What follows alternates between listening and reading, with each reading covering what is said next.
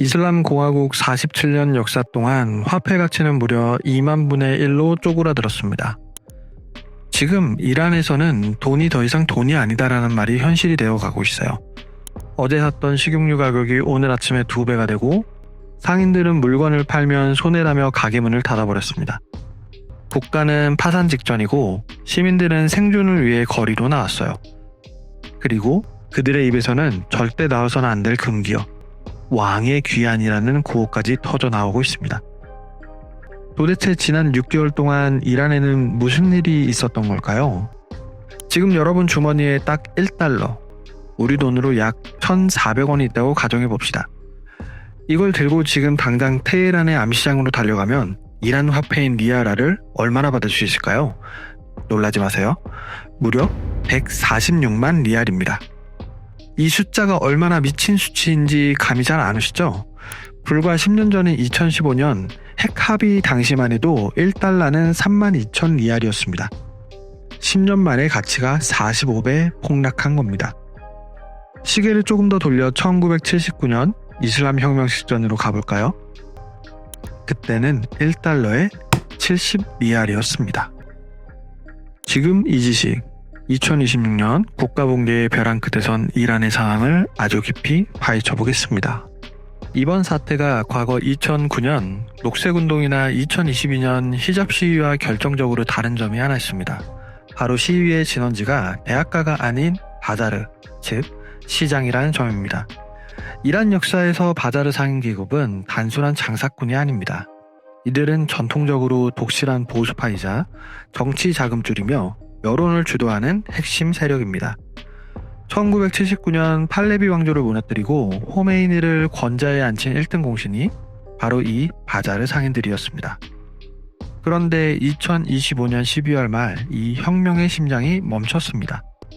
테헤란의 그랜드 바자르를 시작으로 타브리즈, 이스파한 등 주요 도시의 상인들이 무기한 파업에 돌입한 겁니다. 이유는 정치적인 게 아니었습니다. 너무나도 현실적인 생존의 문제였습니다. 상인들의 인터뷰에서 이렇게 말합니다. 오늘 물건을 100만 리알에 팔았는데 내일 도매상에 가면 그 물건을 다시 떼오는데 120만 리알을 달라고 합니다. 장사를 할수록 빚만 늘어납니다. 정부가 수입품에 제공하던 우대 환율을 폐지하면서 식용유, 설탕, 쌀 같은 필수 식료품 가격이 며칠 만에 2배, 3배 폭등했습니다. 환율 변동성이 너무 심해 가격표를 붙이는 것 자체가 불가능해진 거죠. 결국 상인들은 가게 문을 닫았고 물건을 구하지 못한 시민들은 굶주림에 내몰렸습니다. 2022년 시위가 자유와 존엄을 위한 싸움이었다면 2026년 시위는 빵과 생존을 위한 처절한 투쟁이 된 것입니다. 자, 그렇다면 왜 갑자기 이란 경제가 이토록 처참하게 무너졌을까요? 그 결정적인 트리거를 찾으려면 시계를 반년 전으로 돌려야 합니다. 2025년 6월 전 세계를 공포로 몰아넣었던 사건 기억하시나요? 바로 이스라엘과 미국과 이란 간의 12일 전쟁입니다. 그동안 이란은 그림자 전쟁을 해왔는데 직접 싸우는 대신 하마스, 헤즈볼라 같은 대리 세력을 내세워 이스라엘을 괴롭혔죠. 하지만 2025년 6월 이 공식이 완전히 깨졌습니다.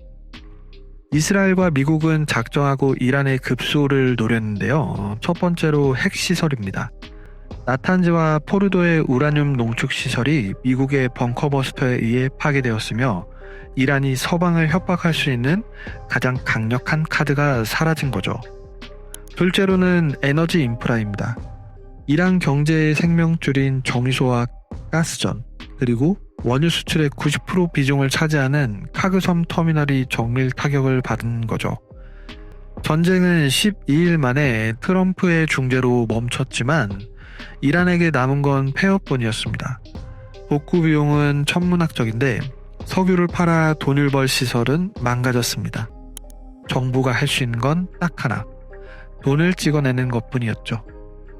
전쟁 비용을 대기 위해 무제한으로 발행된 리알화는 시장에 풀리자마자 휴지 조각이 되었습니다. 국민들은 전쟁에서 졌다는 패배감과 함께 정부가 내 재산을 지켜주지 못한다는 사실을 깨달았고 사람들은 리아라를 버리고 달러와 금을 사기 위해 미친 듯이 달려들었고 이것이 현재의 초인플레이션을 만든 결정타였습니다. 하지만 이게 끝이 아니었습니다. 이란을 질식시킨 진짜 공포는 전쟁이 끝난 뒤에 찾아왔습니다. 유럽 국가들은 이란에게 최후 통첩을 날립니다. 바로 스냅백 조항이 발동된 거죠. 스냅백, 용어부터 좀 무섭죠? 이게 뭐냐면 이란이 핵 합의를 어겼을 경우 과거에 해제해두었던 유엔의 모든 제재를 자동으로 즉시 복구시키는 장치입니다. 여기서 무서운 점은 거부권이 없다는 겁니다. 중국이나 러시아가 반대해도 소용없습니다. 버튼을 누르면 30일 뒤에 그냥 제재가 부활합니다. 결국 2025년 9월 말 이란에 대한 유엔 제재가 전면 복원되었습니다. 이제 이란은 합법적인 무기 수출입은커녕 전 세계 은행 시스템에서 완전히 고립되었습니다. 그래도 중국이 사주지 않나요? 라고 물으실 수 있습니다. 네, 사줍니다. 하지만 제재 위험을 핑계로 엄청난 할인을 요구합니다. 이란은 울며 겨자 먹기로 시장가의 절반도 안 되는 가격에 석유를 넘기고 그마저도 달러가 아닌 위안화나 물물 교환으로 받고 있습니다. 국가 재정에 전혀 도움이 안 되는 밑 빠진 독의 물붓기 사항인 거죠. 내부 경제는 붕괴했고 국제사회에서는 왕따가 됐습니다. 그런데 2026년 1월 이란 지도부에서는 저승사자나 다름없는 인물이 백악관에 돌아왔습니다. 바로 도널드 트럼프인데요. 트럼프 대통령은 취임하자마자 이란에 대해 최대 압박을 선언했습니다. 그런데 이번엔 말뿐만이 아닙니다. 이란 지도부가 진짜 공포에 떨게 만든 사건이 하나 터졌는데요.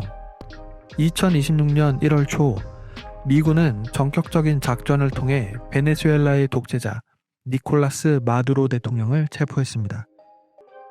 이 사건은 테헤란의 최고 지도자 하메네이와 혁명수비대 지휘관들에게 너희도 이렇게 될 수 있다라는 확실한 시그널을 보냈습니다. 트럼프 대통령은 트위터에 이렇게 썼는데요. 이란 정권이 평화로운 시위대를 학살한다면 미국이 그들을 구하러 갈 것이다. 이 경고는 효과가 있었습니다. 과거 같으면 무자비하게 발포했을 이란 보안군 지휘자들이 주춤하기 시작한 겁니다. 시위대를 죽였다가 나중에 미군의 타켓이 되거나 정권이 무너진 후 국제재판소에 설 수 있다는 공포가 심어진 거죠. 이란 정권은 지금 진퇴양난입니다.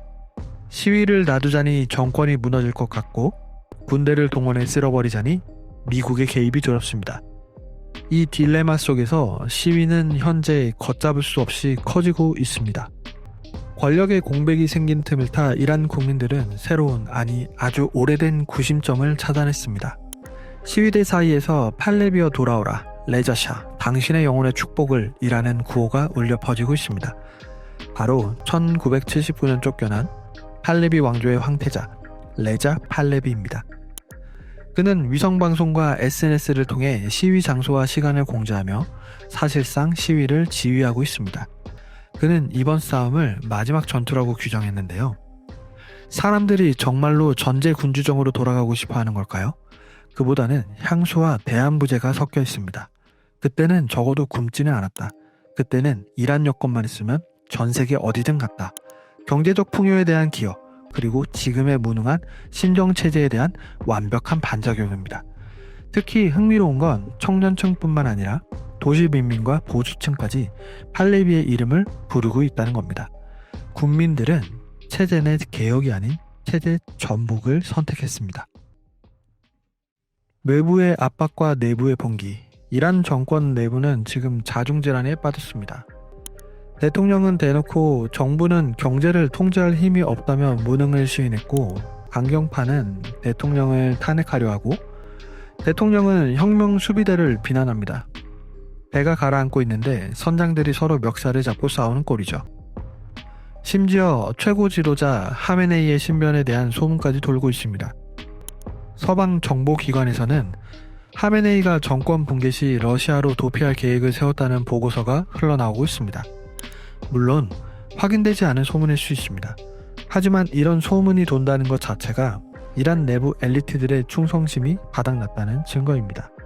이제 시나리오는 크게 세 가지입니다. 첫째, 루마니아식 붕괴, 군부가 시위대에 합류하여 정권이 순식간에 무너지는 경우입니다. 둘째, 시리아식 내전, 혁명 수비대가 끝까지 저항하며 국토가 초토화되는 경우입니다. 마지막으로 북한식 고립, 철저한 세국과 공포 정치로 간신히 연명하는 경우입니다. 하지만 경제가 완전히 멈춰버린 지금 세 번째 시나리오는 불가능해 보입니다. 돈이 없는데 군인들 월급은 어떻게 주고 민병대는 무슨 돈으로 움직일까요? 2026년 1월 이란은 단순한 시위 현장이 아닙니다. 47년간 중동을 호령했던 거대한 신정체제가 경제적 모순, 전쟁의 패배, 그리고 국민의 불신이라는 무게를 이기지 못하고 무너져 내리는 역사적 붕괴 현장일지도 모릅니다. 1달러가 146만 리알이 된 나라, 왕을 쫓아낸 상인들이 다시 왕을 부르는 나라 이란. 지금 이 지식은 어땠나요?